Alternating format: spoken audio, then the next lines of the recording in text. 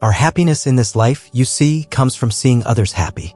When we don't understand the Dharma, we might think happiness is all about our own joy. But once we grasp the Dharma, our happiness becomes truly intertwined with everyone else's happiness. For instance, if our venerable senior brother achieves something glorious or feels happy, that joy instantly becomes our own. When I hear good news, I feel delighted right away. Wonderful!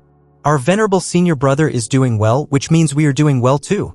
Similarly, when our venerable senior brother sees his Buddhist disciples sitting beautifully and serenely, he finds joy in that sight. He might think, these are people who descended from the heavens, and I've met them today in this Dharma assembly. His joy then comes directly from those Buddhists. Anyone who understands this profound truth will experience joy throughout their entire life. Otherwise, we'll spend our lives chasing after our own happiness, only to find suffering in the end, nothing but suffering. It's a paradox of life, isn't it? If we find our joy and happiness in others, we'll have joy forever. But if we constantly strive and compete to secure happiness solely for ourselves, we will only find suffering. Let's ponder this deeply, and we'll discover many profound insights. Today, consider this a gift of Dharma shared among us, the spiritual journey of Confucius.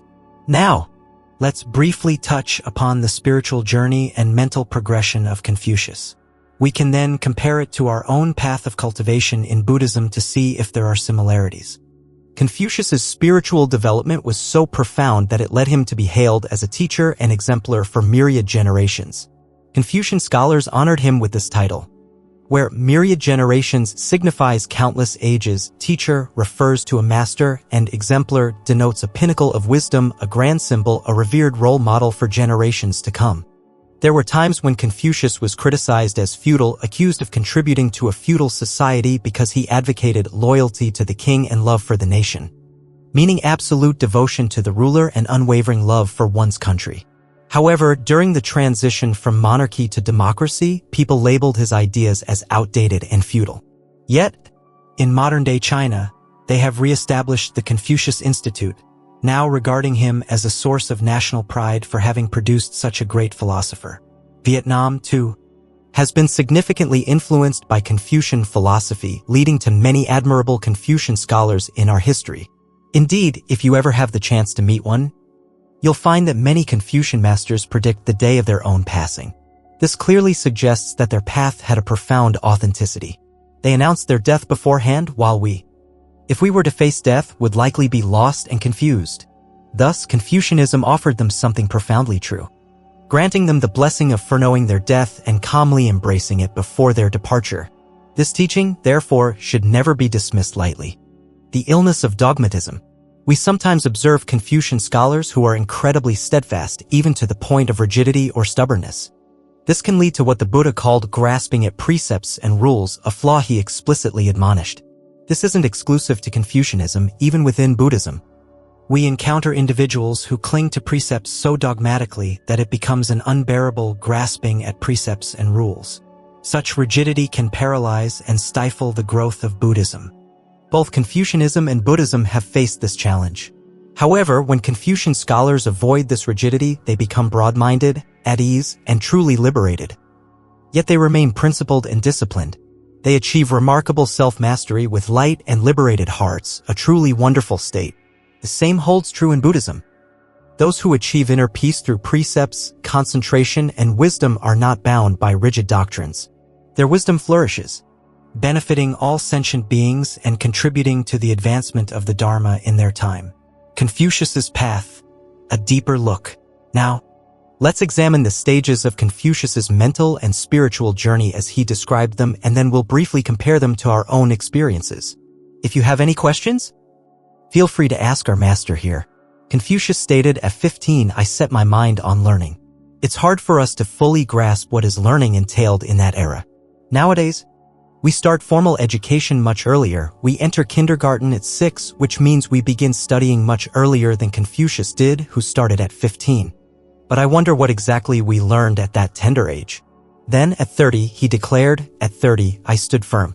We often repeat this phrase, at 30, I stood firm. But it seems many don't truly understand its depth. Someone once asked me, how old are you, son? I replied, I'm 30, at 30, I stood firm, And they immediately suggested, you should get married. They mistakenly thought stood firm meant settling down to start a family. No, Confucius's concept of standing firm is far more profound. It means establishing, confirming, or definitively setting one's path. In Buddhism, we might refer to this as enlightenment or realizing the way. So, after diligently studying from the age of 15 years later, he achieved this realization. At 30, I stood firm is a gentle phrase, yet it signifies a monumental leap in his consciousness. We never hear Confucius speak of meditation directly. But surprisingly, many of his teachings contain wisdom that seems to emanate from meditative insight. Thus, by the age of 30, he stood firm. At 30, he realized the way. What kind of way he realized, we don't fully comprehend. For example, in Buddhism, we might say we understand the Buddhist path or attain meditative awareness. But for Confucius at 30, I stood firm meant clearly defining and establishing his life's path. Then at 40, I had no doubts. The phrase no doubts carries two significant meanings. One meaning is akin to how in Buddhism, an arhat or a stream enterer eradicates the fetter of doubt. A stream enterer, for instance, eliminates three fetters. First, self-view. Second, grasping at precepts and rules. And third, doubt. We should strive to attain the stream enterer stage in this lifetime. How do we know if we've achieved it? By observing whether we've eliminated these three fetters. 1. No more selfishness, self-view. 2. No more dogmatism, grasping at precepts and rules. And 3. No more doubt. Just as Confucius said, at 40, I had no doubts, no longer wavering about anything, no longer wavering about anything at all. So, at 30, he had already established his path at 30. I stood firm, which was a confirmation, no longer doubting his cultivation path. Why then at 40, I had no doubts, again, meaning no more wavering. How do these two differ? They are indeed different. In Buddhism, too, these two kinds of doubt also represent two distinct levels of attainment. The first type of doubt is related to confirming one's spiritual cultivation path. Once you reach that level, you instinctively know this is correct, this path cannot be mistaken. You know it yourself, and it's not self-praise or arrogance, but it is self-confidence, a profound assurance. When you reach that point, you know for sure this is the path and it is perfect. A very firm self-confidence. This is eradicating the fetter of doubt. However, that particular doubt is eliminated within a pure, cultivated mind. Yet, once we re-engage with life, countless complex and intricate situations emerge, requiring careful handling. For instance, should this money be given to this person? Is it appropriate to request something from them? Is it suitable to say this to that individual? Am I handling household matters fairly? Should I accept the student, or ought I to let them go? The situations are endless, and one must navigate them without making a single error. Knowing precisely how to manage every detail flawlessly is what defines profound wisdom in handling all affairs with perfect logic. People refer to this state as no more ambiguity or uncertainty.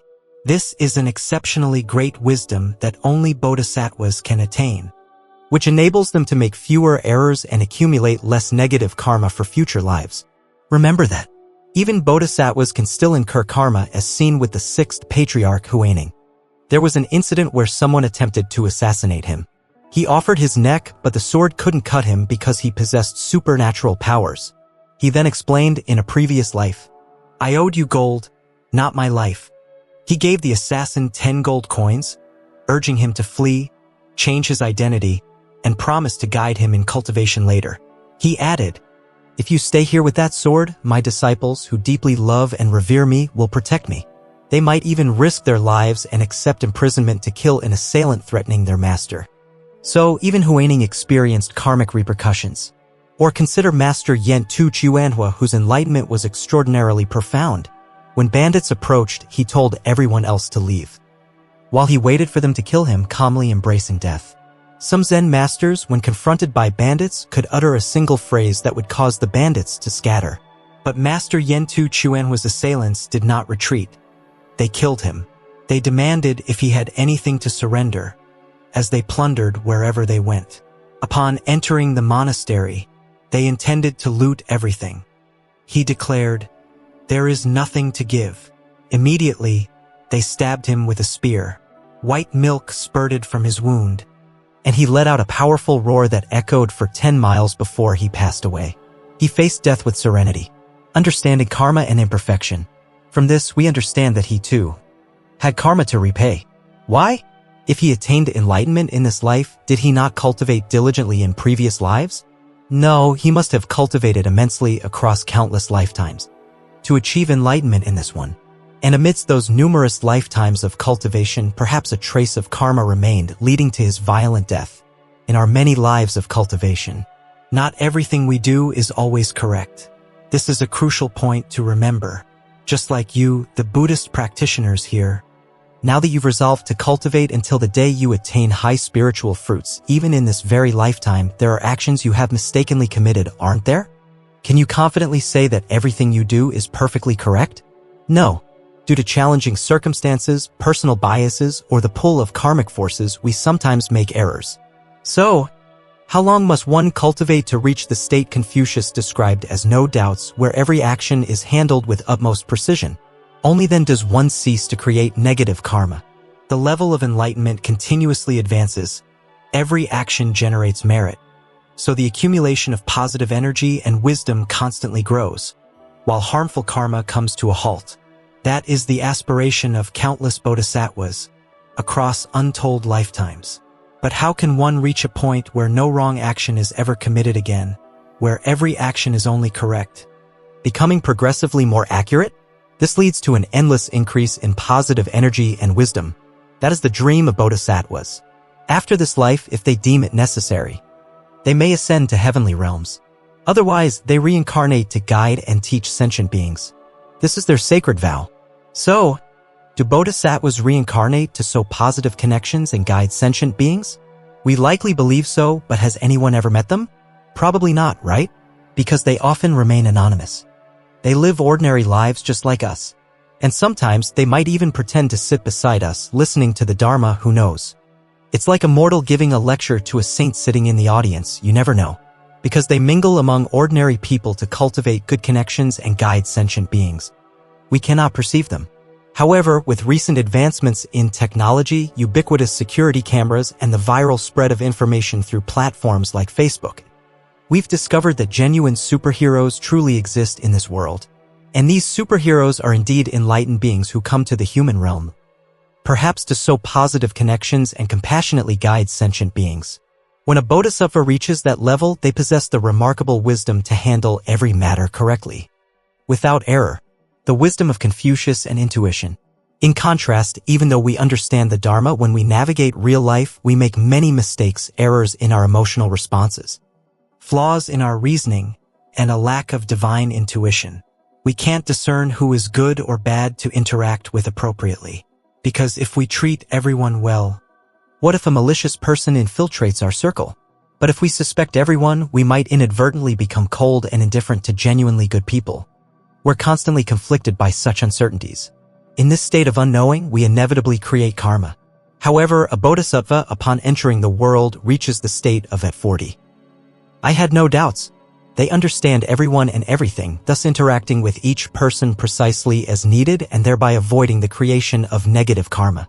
Therefore, Confucius's phrase, at 40, I had no doubts, is profoundly significant. Perhaps at that time, he did not yet possess supernatural powers, but he managed every aspect of his life with impeccable logic. At what age did he begin teaching? He started teaching disciples at 22, having studied from 15 to 22. But it was only at 30 that he declared, at 30, I stood firm, signifying that he had truly found his path. He continued to teach and later served as an official. Then at 40, he reached the stage of no doubts, no longer doubting the principles of the Tao, and no longer doubting how to handle any situation in life, knowing the mandate of heaven. At 50, I knew the mandate of heaven. To this day, no one truly dares to fully interpret this statement. He began to comprehend the will of heaven at the age of 50. This phrase has always been approached with caution and hesitation, with scholars reluctant to explain it, because if interpreted literally, it would suggest that he possessed the ability to tell fortunes, to know the past and the future. If we move beyond that literal interpretation, how else can it be explained?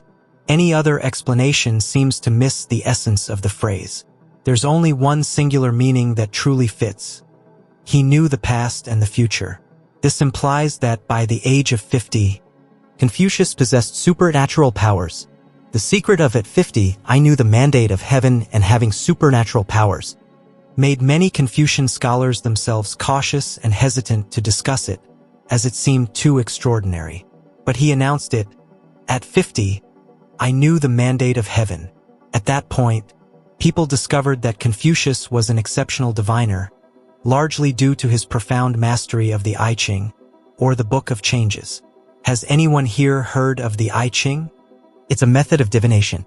Historically, King Wen of the Zhou dynasty, while imprisoned, spent several years contemplating the I Ching and later transmitted its teachings. Afterward, people learned to cast hexagrams using the I Ching for divination, predicting events, and its accuracy was quite high, leading to its transmission through generations. While its knowledge is gradually diminishing today, in ancient times, a general embarking on a military campaign would be considered incompetent if they didn't know how to consult the I Ching. Besides strategic planning, they also needed to divine. For example, if they were to launch an attack at a certain hour, would they or the enemy have the advantage? They would cast a hexagram. If the enemy had the advantage at that hour, it would be foolish to fight at that time. They would avoid that hour and wait for an hour when they had the advantage and the enemy did not. Then they would set off. However, the enemy would also consult the I Ching, and if they knew attacking at this hour would benefit the other side, they would retreat as well. Thus, they understood each other, using cunning and deception to engage in battle. So, historically, generals, Confucius was also highly skilled in the I Ching, and his divination was remarkably accurate. However, his use of the I Ching for divination was merely a secondary skill. What he declared as at 50, I knew the mandate of heaven, referred to his direct intuition. His innate ability to know the will of heaven, to perceive the past and the future. That is truly amazing. So, at that time, when people encountered phenomena they couldn't comprehend, they would consult Confucius. The most fascinating instance was one time they dug up a giant skeleton and they called Confucius to ask about it. Now we would know immediately, what is it? A dinosaur skeleton, right? Indeed, dinosaur bones from tens of millions of years ago are still being excavated in some parts of China, where entire dinosaur fossil beds have been found. It's likely that a similar discovery occurred during Confucius's time. Confucius immediately offered an explanation, stating that this creature had a specific name in ancient times. But the most intriguing part is the legend of the qilin, a mythical creature often translated as a unicorn. When Confucius was nearing his death at 72, someone discovered an injured qilin and summoned Confucius, knowing he was knowledgeable about all things. Confucius observed the qilin and then declared, "Alas, I am about to depart." This was profoundly strange. Why would the sight of a qilin, caught near his dwelling, prompt him to announce his imminent death? He passed away at 72, just as he predicted. The rationale behind him connecting the qilin's state to his own life remains a mystery to us, yet his passing did indeed occur as he foretold. Later, filmmakers depicting Confucius extensively explored this aspect of at 50, I knew the mandate of heaven. They firmly believed that Confucius possessed supernatural powers, including the ability to know the past and future and tell fortunes. This led them to invent many captivating stories highlighting Confucius's prophetic abilities. In one such tale, a student, upon departing from his master, was irritated and feigned a family emergency to leave abruptly. The master, however, gave him a few warnings, one of which was, when you are uncertain about something, do not resort to killing. This seemed like a normal piece of advice. That night, when the student, Yen Hu, returned home, he didn't notify his wife. Instead, he stealthily crept into the house and discovered two figures lying on his wife's bed. Believing his wife was being unfaithful while he was away, he drew his sword, intending to kill. But then he remembered Confucius's admonition, when you are uncertain, do not kill. So he lit a lamp to see who they were, only to find his wife and her younger sister. His wife, feeling lonely, had invited her sister to sleep with her for comfort. He had nearly killed two innocent people. He immediately recalled his master's warning. He quickly turned back, abandoning his intent to leave, and returned to serve his master with utmost respect, realizing his master's profound foresight. These films cleverly used such fictionalized narratives to underscore Confucius's at 50. I knew the mandate of heaven, portraying him as a truly extraordinary, even superhuman, individual. While one film featuring Chow Yun-fat as Confucius chose to focus solely on his philosophical wisdom, depicting him as a dignified, principled, intelligent, and insightful figure, another TV series explored his supernatural abilities. Personally, I believe Confucius had supernatural powers. Why? From the perspective of cause and effect. A person who consistently practices right thinking will naturally develop wisdom and often begin to possess intuition. That's usually how it is. A person with right thinking, whose mind never entertains ill thoughts, who always thinks correctly and always acts appropriately. That's not enough to lead to a great supernatural power like an arhat or an anagami, but it certainly bestows an intuitive sense in life, allowing one to foresee certain events. Confucius, however, achieved this at a highly advanced level. For example, his F40, I had no doubts, where he handled every matter with complete clarity, demonstrates his exceptionally high wisdom. And through the law of cause and effect, by 50, he gained supernatural abilities, knowing future events, ear attuned, the harmony of mind. Then he cultivated until, at 60, my ear was attuned. Ear attuned, or compliant ear, is a rather abstruse term he used. But thanks to our study of Buddhism, we can understand Confucius's unusual expressions. When we engage in Buddhist practice, we gain clarity. There have been several instances where I met Christian priests who were astonished and wondered, how do Buddhists understand so much? It's all because we gain insights through the teachings of Buddhism. Once, a priest visited the pagoda with his students and he politely invited me to speak first. He probably expected me to say only a few words and then stop. But unexpectedly, I delivered an entire lecture on Jesus from beginning to end. Afterwards, he invited me to join them for a meal. He even invited me to give a lecture at his church, but I was hesitant. More than 10 years later, he visited again recently with another priest, reminding me of his invitation and encouraging me to visit his new parish if I had time. Another time, I met a priest who held a high position. He recounted a story about a saint, quoting his sayings and describing events. Through these stories, I realized that I could explain other religions incisively because I had fundamentally learned from Buddhism. Similarly, when we examine Confucianism through the lens of Buddhism, we gain a deep understanding of it. So, at 60, my ear was attuned, means that at 60, whatever anyone said, he heard it smoothly and without resistance. What does this signify? Inner peace, right? No more afflictions, no more anger or delusion.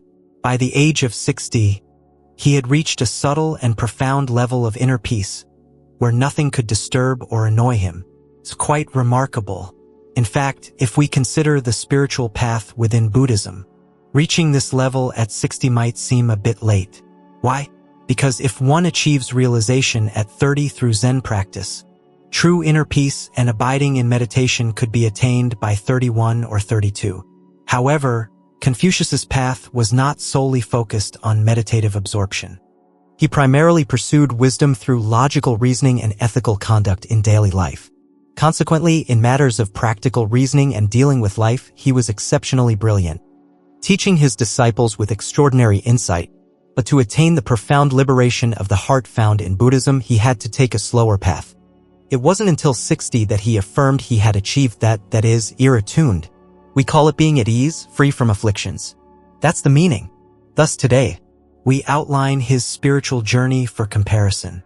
While there are aspects where we might progress faster than him, there are also areas where we fall short. So, by age 60, whatever anyone said, he was beyond anger. His ear was attuned, meaning nothing could cause him annoyance, sadness, or frustration. This is akin to what the Venerable Abbot earlier called virtuous. We strive to cultivate ourselves to be virtuous, and this aligns with Confucius's at 60. My ear was attuned. And our Venerable Abbot also spoke of purity. Purity usually has two meanings. It means being unblemished, and it also means tranquility, being at peace. A mind that is calm, quiet, and unstirred also implies cleanliness. So, purity carries both these meanings. In classical Chinese characters, purity primarily means cleanliness, but often when we encounter purity, we also understand it to mean stability, implying profound inner stillness. So, It has two meanings. Our master imparted the word purity to us, and the venerable abbot gave us virtuous. These two are fundamentally one. We can only be virtuous if we are pure, and being virtuous also implies purity. By 60, Confucius achieved the state encapsulated by both virtuous and purity. Embodied in his "at 60, my ear was attuned." However, there's a fascinating contrast. Confucius attained the subtlety of insight into life and intuition earlier, at 50, when he knew the mandate of heaven. While we might achieve inner peace first without yet possessing supernatural powers, he strangely had supernatural powers before reaching the age of 60. When he finally uprooted the source of all afflictions, meaning anger and delusion, were completely eradicated, following the heart's desires without transgression. And then there's at 70. I could follow my heart's desires without transgressing the rules. This phrase is almost like a mantra, to follow what the heart desires without going outside the rules. Without transgressing the rules means without straying from accepted norms or principles. The desires within his heart never deviated from the established rules. This point is exceptionally profound. This single aspect alone could warrant countless lectures to fully explain. Today, let's discuss it briefly, and you can ponder it further. At 70, I could follow my heart's desires without transgressing the rules. The aspirations within his heart never strayed beyond the established principles. Let's illustrate this. For instance, if a sudden desire arises within us, what do we typically desire? Honestly, after years of cultivation, if you were given complete freedom to desire and told you could speak your true feelings without any criticism or judgment, what would you truly want? For years, we've tried to be respectable, cultivating at the temple. But today, if I, your master, represent the Buddhas and heavenly beings and tell you, you can desire freely, no judgment of good or bad, what would your true desire be? When we reveal our true selves and are asked what we want, some might say, I see my neighbor's house is so beautiful. I want a house even more beautiful than that. It's simple. Others might say, today's lottery jackpot is over 100 million and no one has won it yet. I just want to win that. And still others might say, I've been separated from my beloved for so long. I just want to reunite with them. Some might say, I don't need anything from life, it's simple. Just let me have a satisfying drinking session. These reveal the hidden qualities we've suppressed for so long. This means that after years of cultivation, trying to maintain a proper and dignified appearance, our hearts still harbor what? They still harbor erroneous desires that haven't been purified. As soon as a desire arises, it immediately transgresses the rules, straying from virtuous principles. When the master criticized them for this, they retorted, but master, you promised you wouldn't criticize our desires. He then explained, why would you desire something so strange? They replied, because that woman is someone else's wife, but she's actually my ex-girlfriend, so I miss her. Now that you've promised to let me desire, I'm telling you the truth, I want her. It turns out everyone has a secret flaw in their heart, don't they? Confucius called this desires arising from the heart go outside the rules. And they might say, Master, if you forbid me, I'll be in such pain. Don't forbid me. I've had this secret longing for so long, now you must let me or I'll be in agony. If we don't get what we want, we suffer. Remember this. Sentient beings are like this. When they desire something and cannot attain it, they suffer. But when their desires are fulfilled, they feel immense pleasure, happiness, and joy. I recall my university days studying English. One day, a professor unexpectedly began sharing stories about his life, including his love life, and he laughed uncontrollably. He recounted how, in elementary school around 5th or 6th grade in the old system, he fell in love with a female classmate. They were always either first and second or second and first in class, constantly paired together. Later, when he went to the city for university, they drifted apart. He believed that with her academic talent, she would surely have a successful life. He then married and had children, but he continued to dwell on that idealized love until he finally decided to seek her out. He didn't continue the story after that point, but he did eventually find her again. This illustrates a profound, hidden longing that persisted for so many years. We might scold or rebuke such desires, but if a person's wishes are not fulfilled, they suffer.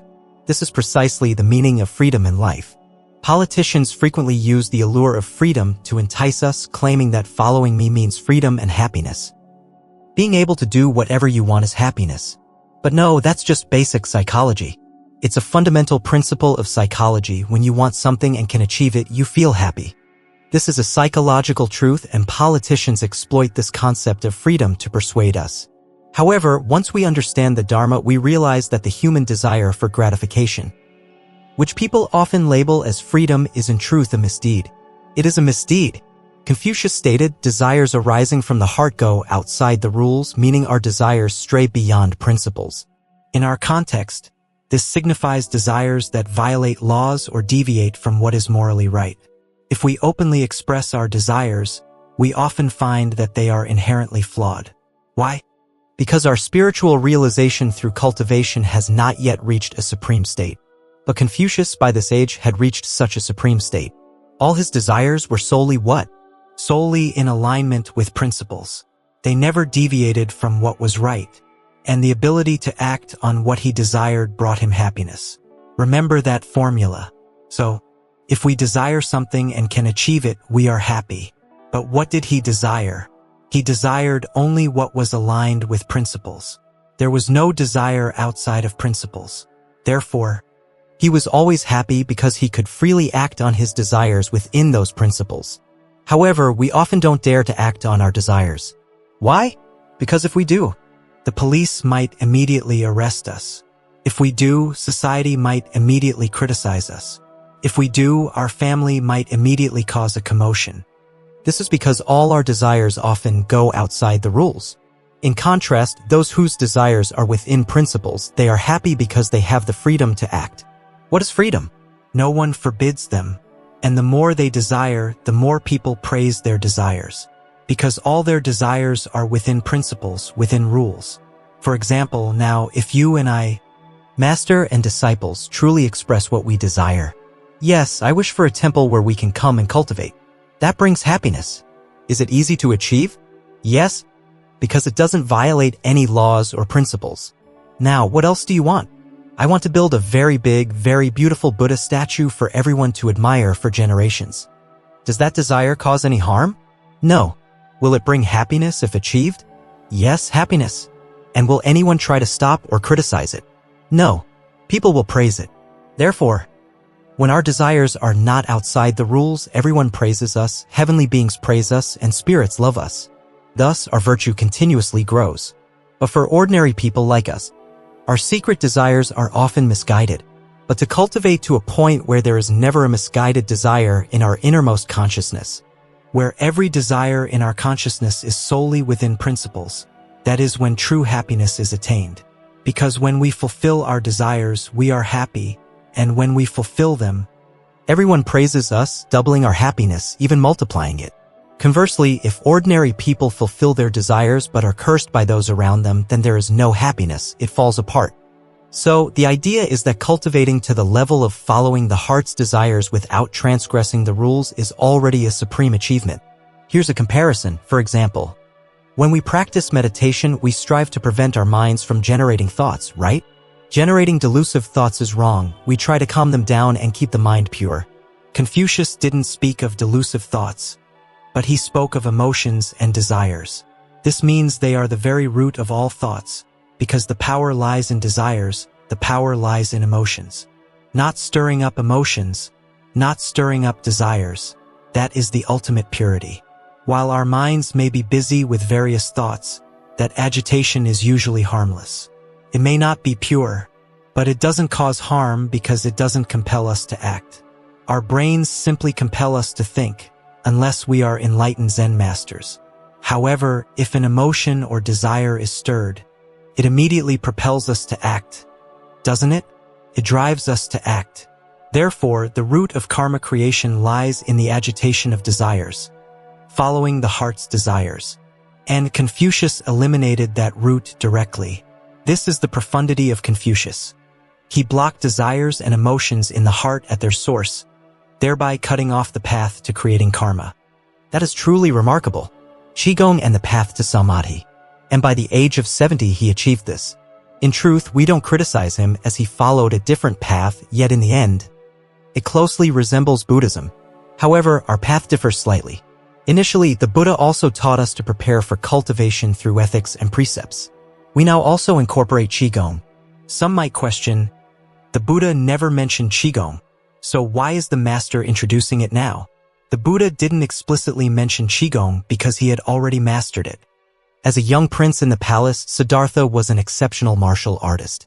And it's worth noting that Chinese Qigong principles align with Indian ones, having originated from India. Today, we see people who can endure spear thrusts without injury or remain unharmed when run over by vehicles. In ancient India, such feats were common through Qigong. So, Prince Siddhartha had already attained extraordinary Qigong mastery. Later, this inner strength facilitated his entry into samadhi, meditative absorption. He primarily expounded on the nature of meditation, and regarding Qigong, he only mentioned the practice of observing the breath. Monks, the practice of mindfulness of breathing, knowing the in-breath and out-breath, brings great benefit. He said this implying what? It implied an inner power from Qigong, which prepared the mind for deep concentration at that time. Thus, he prepared us with Qigong, ethics, precepts, and merit to quickly enter meditative absorption. Once we achieve this state, aspects like attaining enlightenment, eliminating doubt, gaining supernatural powers, eradicating afflictions, and severing desires can be accomplished swiftly. Sometimes it takes just a few years, or perhaps 10, 20, or 30 years if one follows the correct path. Confucius, however, did not take that path. He followed the path of right thought and right action. He focused solely on those. Right thought means understanding principles correctly. Right action means behaving appropriately in all circumstances.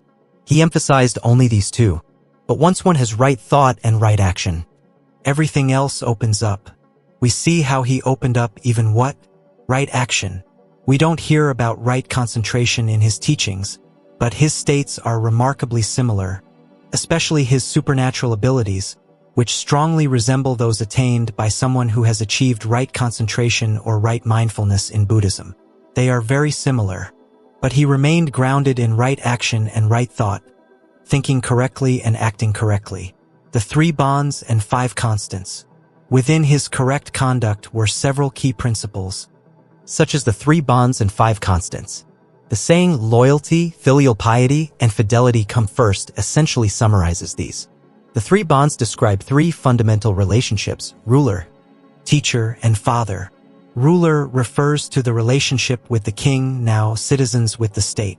Teacher refers to one's master, now respecting teachers and honoring the Tao. Father refers to one's parents, filial piety towards parents. These are the 3 crucial relationships in life, and individuals must establish and maintain correct and appropriate conduct within them. Today, we have even more relationships, don't we? Friends, colleagues, fellow practitioners, and so on. But in Confucius's time, he established the 3 bonds, meaning that for Confucius in this life, every relationship must be clearly defined and managed with proper conduct. Children, for example, must show filial piety to their parents, without being frivolous or talking back, and without expecting to get whatever they want. They must obey their parents unconditionally. For a period, during the social revolution for freedom and democracy, laws protecting children were introduced, which, as you can see, sometimes led to children being disrespectful to their parents. You can observe this immediately if you visit America or European countries. It's quite shocking. In Vietnam, we still retain some of these values. This is why I always stress the importance of preserving filial piety, as the world will eventually come to learn from us. Indeed, a recent American professor praised the Vietnamese parenting style as highly effective, suggesting Americans should learn from it. I've said this many times before, and gradually the world will come to acknowledge it. This core principle cannot be wrong. Regarding the principle of respecting teachers and honoring the Tao, Confucius considered it an essential relationship. Today, education is increasingly commercialized and students are burdened with high tuition fees. When financial transactions become central, the bond with teachers naturally diminishes. However, in the past, a teacher would treat their students like their own children. After an agreement was made, a child would be brought to the teacher, dressed in traditional attire, often with offerings like meat and sticky rice cakes, and perform a ritual, kneeling to bow. The teacher would then accept the child as their own. forging a deep and lasting bond. This profound teacher-student relationship is now primarily found within monasteries. For instance, a monastic master regards his disciples as his own children, caring for all their needs. This is a sacred connection. And when Confucius spoke of the ruler-teacher-father bonds, he considered the teacher-student relationship even more significant than that between children and parents, believing that the spirit imparted by a teacher is truly sacred.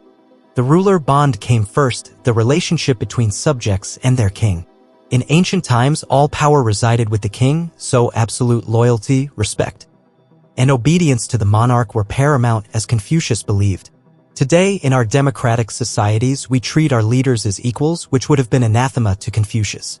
This is because leaders who dedicate themselves day and night to the well-being of millions possess a profound virtue, merit, and compassion.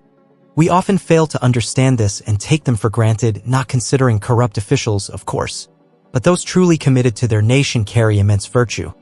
We might worry about 3 or 4 family members, yet they bear the responsibility of ensuring millions are fed and clothed. They grapple with complex questions. Should taxes be lowered or raised? Is the national budget sufficient or lacking? How should funds be allocated? How to resolve persistent traffic jams in a way that is cost-effective and efficient? These are incredibly difficult challenges for an entire nation. If we invest solely in economic development and neglect military spending, another country might immediately launch an attack, sensing our weakness. But if we pour money into defense, it diverts funds from economic investment, potentially lowering citizens' living standards, which could lead to unrest. These are the countless dilemmas a nation must resolve. As for us at night, we simply sleep soundly. Indeed, it's the state that bears these concerns. People often joke, "Don't worry. Let the state worry." It's truly the case that the state handles everything. Recognizing this sentiment and immense effort, Confucius prioritized the ruler relationship, the bond between subjects and their king, as the foremost of the 3 bonds. Now, was Confucius right or wrong? Was he right or wrong? Right? Say it clearly, say it emphatically, right? So, how many of you here agree that Confucius was right? If Confucius was right, then what we call progress today becomes a far more complex issue. Not at all simple. Confucius had already established in the past that following the heart's desires without transgressing the rules means that desires never go beyond ethical boundaries. Thus, there is no such thing as freedom, where one can do whatever one pleases and call it happiness. No. Instead, true happiness comes from restraining oneself within principles and ethical boundaries, not from an unbridled pursuit of desires. And regarding democracy, Confucius, in ancient times, emphasized the 3 bonds: ruler, teacher, father. He believed that for a nation to be stable and immune to foreign interference, its people must be absolutely devoted to their ruler. That was the essence of the 3 bonds. What are the 5 constants? The 5 constants are 5 qualities that we must always possess. What 5 qualities? By now you should know, shouldn't you? They are benevolence, righteousness, propriety, wisdom, and trustworthiness. These are the 5 virtues, the 5 moral qualities we must constantly uphold in our hearts without lacking even a little bit. For example, consider trustworthiness. What you say, you must keep. What you promise, you must do. The concept of trustworthiness is profoundly significant. For instance, you might be excellent in every other aspect. You are benevolent, you behave courteously, you understand etiquette and righteousness, and you are wise. But if you lack trustworthiness, if you say things and then forget them, or make promises and then break them, you will die without closing your eyes. You'll keep trying to close them, but you won't be able to. Why? Because you habitually break promises, incurring both fault and a profound loss of spiritual strength. The power of keeping your word. Imagine, just imagine, the immense spiritual strength of someone who keeps their word. Why? Because sometimes a promise spans a very, very long time, and one must never forget it or break it. For example, you go, "I'll wait for you at home and my heart won't change." She promised him. He didn't make the same promise. Then he went off to fight, regrouped in the north, and took another wife. After liberation, he returned to the south, and his old girlfriend was still faithfully waiting for him. When he left, she was a young, unmarried woman. When he returned, she was older, but she had still preserved her chastity, remaining loyal to her husband who was only her lover. She still stood there, waiting for him. Could he abandon her? No. Her spirit was as strong as steel, keeping her promise for decades. That is an extraordinary, steel-willed person. We then see that qualities like benevolence, propriety, righteousness, and wisdom are perhaps easier to achieve than trustworthiness. To uphold one's word for decades, that person is truly great. So, at that time when the state drafted civil law, including family law, it clearly stipulated that Vietnamese law prescribes monogamy except for the special case of individuals who regrouped in the north, took an additional wife, and then returned to the south with their original wife. I state this as a legal fact. I studied law. Such promises were incredibly powerful. When we read stories about promises kept by individuals, we truly grasp their greatness. Or consider someone who, before a flag, took a solemn oath. Perhaps they were inducted into an organization, standing before the flag with comrades, swearing lifelong loyalty to their homeland. Then they are captured by the enemy who promises, "Tell us what you know. Who gave you this order? Where's the organization located? What's the address? Who are these people? We'll give you money, this position, this house." We see the terrifying nature of such a test, don't we? It's profoundly challenging, in contrast to our poverty during wartime. If someone offers a large sum of money, most people would find it irresistible. But because of their trustworthiness, their promise, their oath before the flag, they would rather be broken than ever violate their vow. Remember the spirit of such individuals. Their spiritual strength is on par with a deity, a divine being. Therefore, their merit is immense. They die and immediately become gods because of the power of upholding their promises. Often, we speak of lofty spiritual concepts but neglect to cultivate the practical aspect of trustworthiness, which is where we fall short compared to Confucian practitioners. We may claim to be profound, liberated, and at ease, yet we forget trustworthiness, which is truly formidable. That's why Confucius's disciples knew their death times in advance. It was due to their trustworthiness. If they said it, they kept their word. Benevolence, propriety, righteousness, wisdom, trustworthiness, these are the 5 constants. Benevolence is exceptionally great and is placed first. Upholding benevolence and principle. When Yen Hui, Confucius's disciple, spoke with Confucius, he asked ultimately, "What is your principle, master?" Confucius summarized it in a single word, benevolence. Here, we call it compassion. In Buddhist scriptures, the Buddha also taught the Sutra on the 4 immeasurable minds, emphasizing the practice of loving kindness and compassion. The Buddha declared that merely cultivating boundless love and compassion for all sentient beings is sufficient to achieve immeasurable merit and attain enlightenment. Confucius articulated a similar truth. Myriad principles are taught, but the essence of my teaching is simply the word benevolence. This is truly profound. So, these are the 5 qualities of a Confucian practitioner, the 5 constants: benevolence, propriety, righteousness, wisdom, and trustworthiness. We should contemplate and compare them. Regarding propriety and righteousness, there's a senior brother, Master Fukan, who resides with our senior brother here in Vinlong. Master Fukan is a sutra master, specializing in chanting and reciting. He and the other masters formed a brotherly bond. Master Fukan was an exceptionally skilled sutra master until he embraced Zen and fully committed to its practice. His disciples, however, worried our master has now switched to Zen practice. He's abandoned all his sutra knowledge. But later, everyone realized that our master still highly values the rituals and ceremonies. For instance, every August, we organize the Ulambana festival.